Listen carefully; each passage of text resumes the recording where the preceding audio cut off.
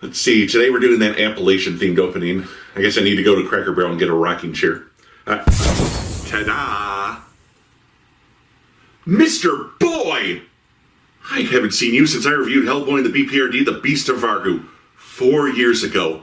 Wow, that must have been hundreds of episodes ago. 17. You're bad at this. Anyway, Brian, I'd like to offer you this. Consider it a token of affection from all of us in hell for the good work you've been doing on this channel over the years. Oh, well, what? Not unlike the titular monkey's paw, this right hand of doom will grant you a wish. Not 3 wishes? You're a bad YouTuber, but it sounds like your last name is Paul. Touché. I'll take it. Here you go. Oh. Ta-ta for now. Oh, great and powerful piggy bank I got out of a loot crate a few years ago. Since I'm reviewing a Hellboy comic, please make me look like him. Yeah, that's the ticket. Women dig that shaved horn look. Alaka, do it now! A cheap trench coat? That's it? All wishes granted within the budget for this show. Dagnabbit! Enjoy the show. I mean, it's possible.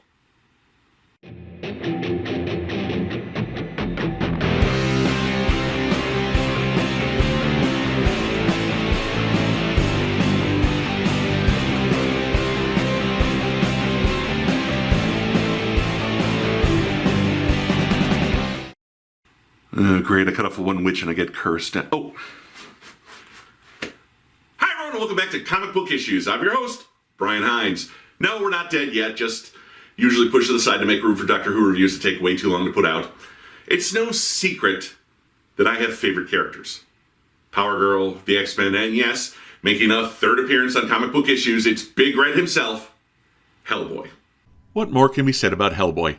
The creation of artist Mike Mignola, Hellboy became an overnight sensation in the comic industry from his very first miniseries, published by Dark Horse Comics in 1994. Even though the ongoing Hellboy stories ended with Hellboy in Hell and the B.P.R.D's Devil You Know, Hellboy's adventures set in years prior to these stories continue to appear, usually with Mike Mignola writing or plotting the books and various guest artists on art chores.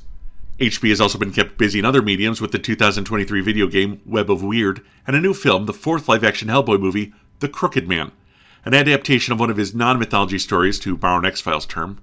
The film stars Jack Kesey and Fresh Prince of Bel-Air actor Joseph Marcel. The film had a limited global release before coming to the United States on various streaming platforms in 2024.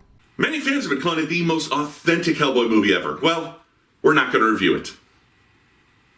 But one book I've wanted to have on the show for a while now is the original Crooked Man comic that the movie is based on. A 3-issue miniseries first published in 2008, written by Mike Mignola and drawn by the late great legend Richard Corbin. This is Hellboy, the Crooked Man. 1958, the Appalachian Mountains. At a rundown homestead, someone is explaining a woman hasn't moved for the last 3 hours. A blonde woman with a bruised chest is examined by Hellboy. The family that brought her in thinks she's under a spell or curse. She was seen earlier in the week fighting with Cora Fisher, the local witch. A young man comes to the door. He knew Cora when she wasn't a witch. It's Tom Farrell. He's been thought dead for years, but finds a small ball outside. Hellboy recognizes it as a witch ball. That's what bruised the woman. Tom will take Hellboy to Cora. Oh, by the way, Tom, Ma's dead and Pa ain't been seen in years. Sorry to be the bearer of bad news, Tom. Oh, by the way, all 4 of your grandparents drowned when the bed they were sleeping on rolled through the wall of your ramshackle hut and into the lake. Oh, no! Sister and your 23 nephews and 2 nieces burned up when the hut caught fire. Had to use a gasoline heater to keep it warm after they lost that wall. Oh, God! Then your cousin had that awful business at the cemetery. The cemetery? What is it? Well, it's a big field with dead people in it, but that's not important right now. As they walk, they talk.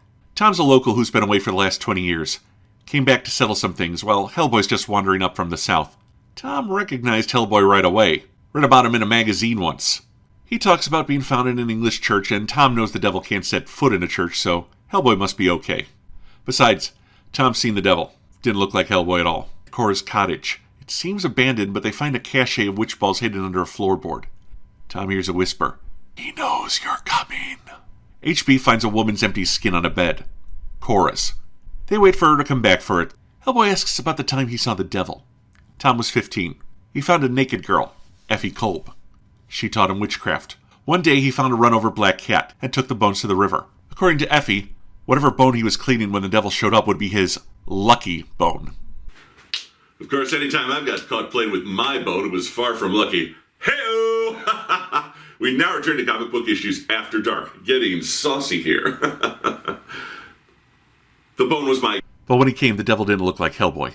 It was Mr. Whitkins, known by most around these parts as the Crooked Man, one of the first white men to settle in Appalachia. He allegedly stirred the pot between the Native Americans and the colonists, and later between the Americans and the British, profiting off both sides until it got him hung. But Hal sent him back to Earth to collect souls instead of money. The sight of the Crooked Man so terrified Tom that he's been running for years. He could never get rid of his lucky bone, though. He joined the army and fought in the Pacific, never got wounded, which Tom attributes to the bone. He never used the power in it to hurt anyone else. A raccoon enters and crawls into Cora's skin, reforming as a person. Tom asks, how?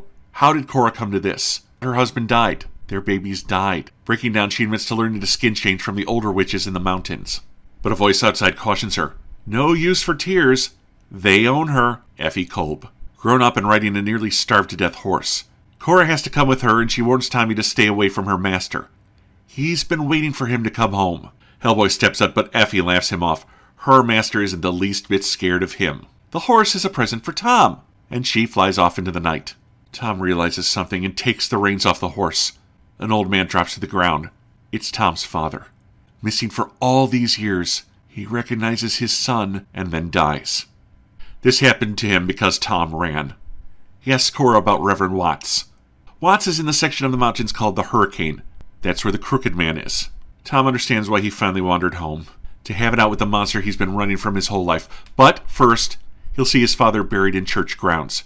Hellboy's happy to accompany him on this, and Cora has to come too. It's too late for Tom, but maybe they can save her. Tom leads Cora and Hellboy through the woods, but Cora stops. They're near the abandoned coal mines, and she can hear them. The Melungian witches, allegedly descended from the missing Roanoke tribe in Virginia. Now they're a group of inbred deformed savages. Oh, I am so sick of this idea that Appalachian mountain folk, good, honest people, are somehow all inbred mutants. Witches? Sure, I'm not arguing that. But their DNA chains are just as clean as yours or mine, sir. In 1902, a cave-in drew the witches to the trapped miners. Tom thinks they ate them and never came out. But suddenly it's dark out with a full moon when it should only be early afternoon. This is the Hurricane. They're in the devil's time. The witches continue to call Cora's name, eventually leading to her coughing up a giant centipede. Cora explodes in a torrent of albino bugs and frogs. The vermin overwhelm Tom and HB. Hellboy has a flashback to the English church he was found in, only to find a corpse oozing the albino vermin. He startles awake. Tom thinks, unintentionally, he used his Lucky Bones power to save them. That means he's damned. Effie Kolb is there, still unaged, still beautiful. Tom's right. He finally used his infernal power, and now the Crooked Man owns him. Hellboy takes a shot with his pistol, but she's already gone. Later that day, they come to a small, beaten-down church in the yard. They enter, and Tom is greeted by the blind priest, Reverend Watts. A woman came in before them to tell the Reverend they were coming. Strange. Her being a witch and all. But there's no one here now. It was likely Cora's ghost, and since a witch can't enter a church, Hellboy believes Tom must have done something to help redeem her.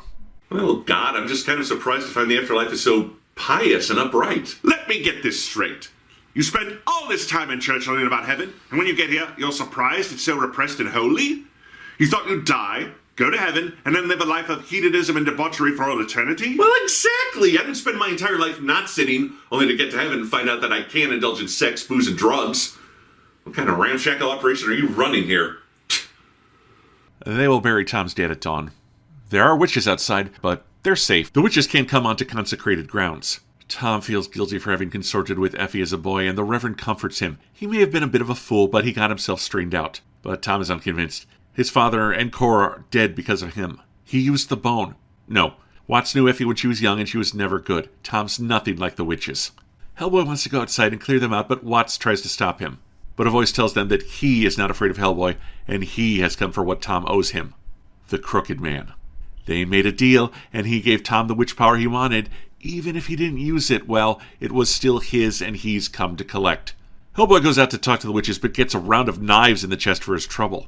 The Reverend confronts the Crooked Man. If he wants the boy, he can come get him. Otherwise, he and the witches can shove off. He owns Tom's soul fair and square, but to speed things up, he can always buy him. The church shakes and the floor opens up to reveal a mountain of wealth. Still, Watts says no. Maybe he has no need of money, but what about time? The Reverend finds himself young again, his eyesight restored. My God, I feel so wonderful and young, and I can see! Now to read a newspaper for the first time in decades. My God, we just elected a new president! Oh, this is one of those ironic punishment kind of things. Got it. But no, he came by his body fairly through years of toil in God's name. Well, the Crooked Man is stumped. Game recognizes game. But one of the witches sees a tombstone in the churchyard. Abigail Riley. Well, she poisoned 2 husbands. She doesn't belong on church grounds, and that's the opening he needs. Her coffin rises out of the ground and flies through the wall of the church. And didn't Reverend Watts have a weakness for pretty girls? And Abigail is as young and beautiful as the day they buried her. But the glamour fades and she's just a dusty corpse now. There are plenty of other sinners buried in the graveyard, and they rise up at the Crooked Man's bidding, even as Hellboy wallops Abigail with his right hand of doom. More coffins fly into the church, slamming into Hellboy. Crooked Man offers to let Tom walk away if he just returns the lucky bone to him. He can hold on to his soul for a few more years. What's the difference? The Reverend wants to see no more of this and has his age and blindness restored. But what about Hellboy? True, no normal witch or devil can set foot in a church, but a very special one? One meant for the end of the world? That's a different story altogether. But Hellboy wants no part of what the Crooked Man is selling. Watts understands. He gave Tom a little bit of his power he earned in hell, but for all this time, Tom hasn't been using it, and it's driving Wilkins crazy, like an itch that can't be scratched, and he wants that power back. His greed is consuming him. The Reverend is going now, and he's going to squeeze the power of the Lord into that bone. And Watts takes the bone and uses it to burn a cross into Tom's shovel. They give the shovel to Hellboy, but Tom feels it's his burden. But Watts tells him Tom's troubles are behind him, but Hellboy has a hard road ahead of him. Let him knock some sense into hell while he still can. Hellboy leaps at the Crooked Man, reeling back the shovel, and strikes. When Hellboy comes to, he sees the witches running back into the woods as the broken shovel falls beside him. The sun breaks, and the 3 of them bury Tom's father in the church's yard. Now it's time for them to return the bone to the Crooked Man, even though they did beat him. Tom and Hellboy leave behind the Reverend and Cora's ghost. On the way, Tom explains that no one really knows why this is called the Hurricane. Native American legends say that it's always been a bad place, full of spirits and monsters. They come to a mansion. He knows they've come for his gold, but beaten and with no power, he's just an amalgamation of claws and eyes, holding his coins in jars. Tom tosses him the lucky bone, and the monster and coins all disappear. Tom thinks those coins were the souls Wilkins had gathered over time. Are they free now, or did they go to hell with the Crooked Man? They'll never know. By the lawn, they find Effie Kolb. Age has finally caught up with her. Tom can now return the horse bit and traps Effie in a horse's body. Just to make sure she causes no more trouble, they also paint a message on the mare. Truly, the old gray mare is not what she used to be. So that's Hellboy the Crooked Man, a homespun backwoods tale of corruption adorned with fuzzy balls. But does this story have any real balls? Let's take a closer look at the Crooked Man. Let's start with the art by the late legend Richard Corbin. Corbin, a pioneer of the underground comic book scene of the 60s, had drawn several Hellboy stories for Mignola before returning to his own works. A Richard Corbin story usually has several great art characteristics: horrific monsters, faces that are either angelic and gorgeous, or overdrawn with character-style long facial features. And do you like breasts? Well, have we got an artist for you then. That said, this is a very understated story for him. Aside from Hellboy, there aren't really too many monsters. There are the bugs in issue 2 and the final pathetic form of the Crooked Man, but nothing that visually aggressive. Probably because the story is about witchcraft, and that usually means more personal body horror, not running from a giant hellbeast. There's a shot or two of the deformed witches, but otherwise it's just normal people. Even the human form of the Crooked Man isn't all that disgusting or fantastic. Still, Corbin's strain from his strengths isn't necessarily a bad thing. He draws this story perfectly for the setting and characters involved. His style works here in a way I didn't expect it to. It's smaller and more intimate, but the art matches the book's tone perfectly. As for that tone, well, as I said, witchcraft stories are usually personal. A witch places curses, those affect the body. Seeing your own body lose control is a deeply unsettling thing. That tone leads to a slow burn as Hellboy and Tom head into the woods, first to Cora's house and then to the church. From there we become a Doctor Who base under siege story, as the trio of heroes must fight off the dangers of the Crooked Man. Hellboy is fine, he's pretty much there for the characters to have someone to talk to. Really, the protagonist of this story is Tom. He's come home to confront all his mistakes and the people who were hurt by him. But Tom, for all his self-loathing, is not a coward. He served in the military, and every time he's presented with an obstacle, he goes forward. He has tremendous courage, even though he's deeply afraid of losing his soul. Cora kind of represents the opposite. She's not a good person, and too often gives in to her fear. This allows her to be dragged into a journey that ultimately destroys her, but gives her a chance to atone from the other side. And Reverend Watts is the voice of God in this. He knows what to do and guides our heroes through this final confrontation, at the same time resisting the temptations of the Crooked Man. And as Hellboy isn't really a present character, neither is the Crooked Man. He makes some threats, taunts the heroes, then gets banished while being a bug. So the main hero and villain aren't great, but the supporting characters really carry this book through a very tense story. This story is really about Tom, his history, his mistakes, and his redemption. There is a sequel that came out later called The Return of Effie Kolb, drawn by Zach Howard, where Tom and Hellboy reunite 9 years later to deal with the witch's return. Overall, Hellboy the Crooked Man is a very good morality tale about making a mistake and then finding the courage to put it right. Oh, I get it. He swindled people and he had a broken body, so the crooked thing had a double meaning. Fun. I give Hellboy the Crooked Man issues 1 through 3 4 out of 5 stars. While the story and art didn't sync up as well as in some previous Corbin and Mignola Hellboy stories, you can't deny that this rides high on the tense atmosphere and extremely well-written characters. It's a slow burn story with good payoff, and that's not what we normally get from Hellboy, so it's nice to see that changing things up can be a good thing. Hey guys, before we go, let me just ask you to please like this video, subscribe to my channel, click the bell for notifications, and please check out my Patreon page. It's patrons like you who help these videos get made. Alright my friends, thank you for joining me. I'll see you back here next time for a new review. Until then, this is Comic Book Issues, and I'm your host, Brian Hines.